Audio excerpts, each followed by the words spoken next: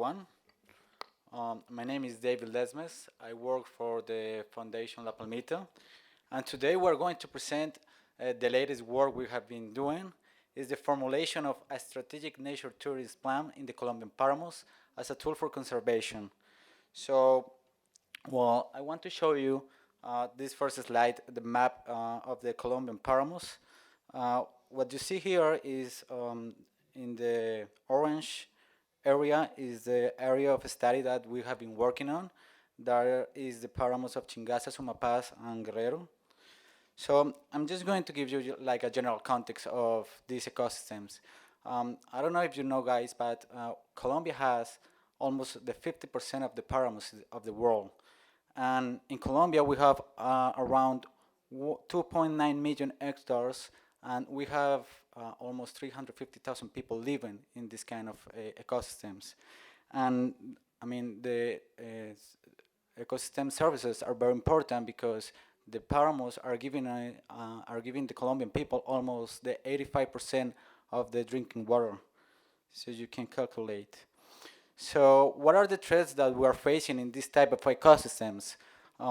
We have, because of the people that are living in this territory, we have unsustainable agricultural and livestock practices, as well as changes in land use and a lot of mining projects that I think you have heard of.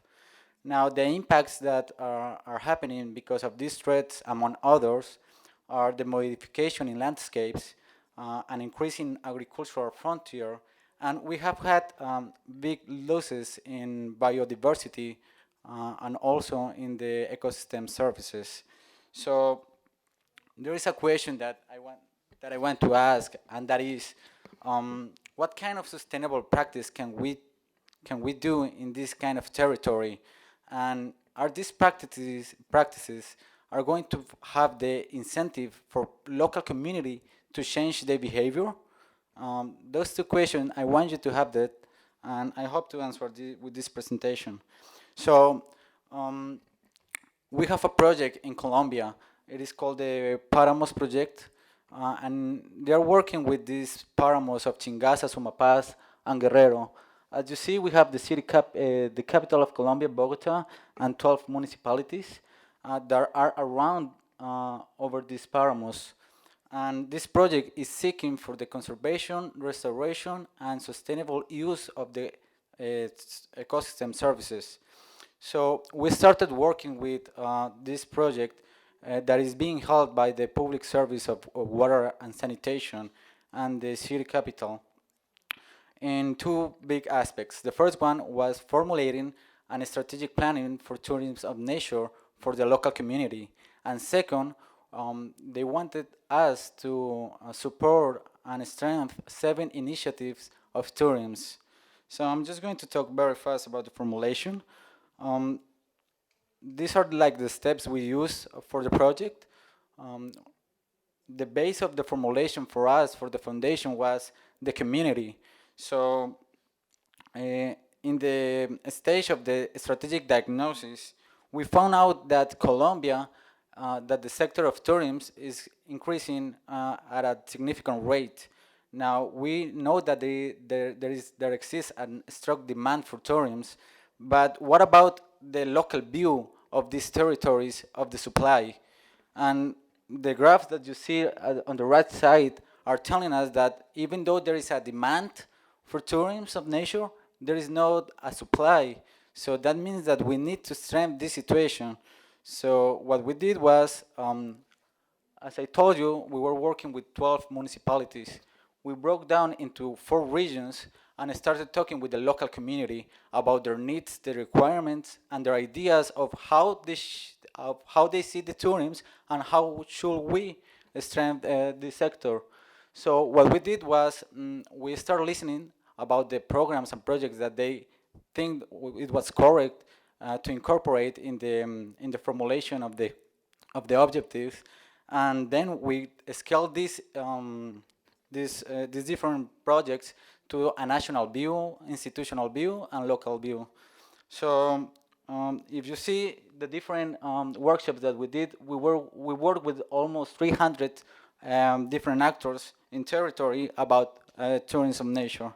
So at the end, we end up with a document formulating different strategic lines, different programs, and and different activities. So why this is important? Because it is the first exercise that we're doing in the territory for this ecosystem that is having a community perspective, an institutional perspective, and also it is articulating all of the sectors, the public, the private, and the community. And the final direction of this strategic plan is towards sustainable use and productive reconversion. So if you want to know more about the projects, you can download the document in this site. We have different strategic lines with programs and projects. And I want to tell you about, well, we formulated the strategic plan, but who is going to execute the different projects? And we were able to incorporate the people who sat down and telling us about the needs they have in the local community. And now they created 4 committees that are doing the monitoring and executing the different programs.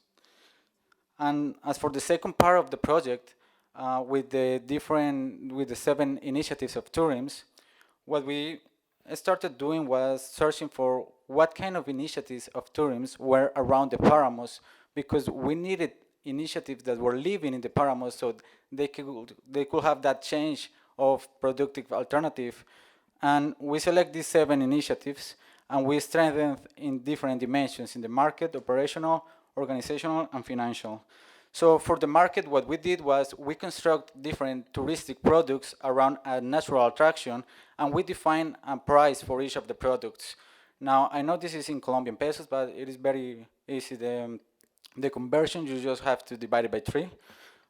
So what we found out was that if we were able to incorporate the touristic product in the value change of tourism, while the people living in the community will know that the earnings will depend on 2 things: the services around the natural attraction and this and the not and the degree of the conservation for the attraction. So as you see, the earnings that are going to be in for the activity of tourism are going to depend on the degree of conservation of the natural attraction. So this is what I call the magic moment, because this is when the change of behavior of the local community starts happening. So if you're planning to go to Bogota, maybe, or to the central region, you should check this website. We have the different initiatives. By 2007, we only have 7 initiatives of tourism. We hope that by 2026, we can articulate to this project almost 15 initiatives. This is the web page we launched for a couple of days. We received a lot of visits from international and national. We also created and defined different routes, touristic routes, where we articulated the initiatives into different routes. So I have this one that it is the route of Pluma de los Andes. We have different attractiveness. And the other work that we did with the organizations was we helped them design the support infrastructure, and we helped them calculate the capacity of each of the initiatives, and some of the training, increasing the human capital. And finally,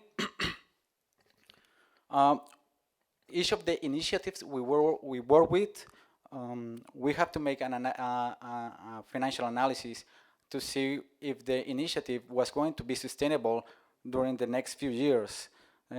So what we saw was that despite the scenario we use according to the capacity for receiving tourists, we got that in every scenario, the initiatives are profitable.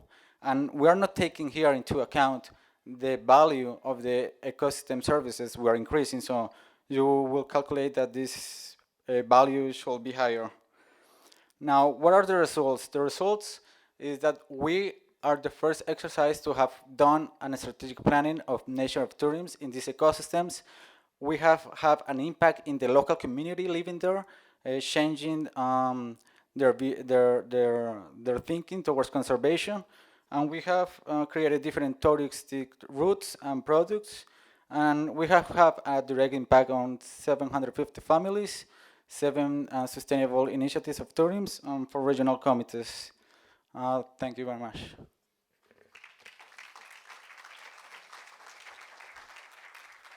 So thank you, David. We're still running a little bit behind, but I think the room is empty after here. So if our speakers want to hang around for just a little bit, we might be able to have people sort of come in for questions. So thank you, David. Our last speaker for this session is Juliet Wright, and she's from the Imperial College London.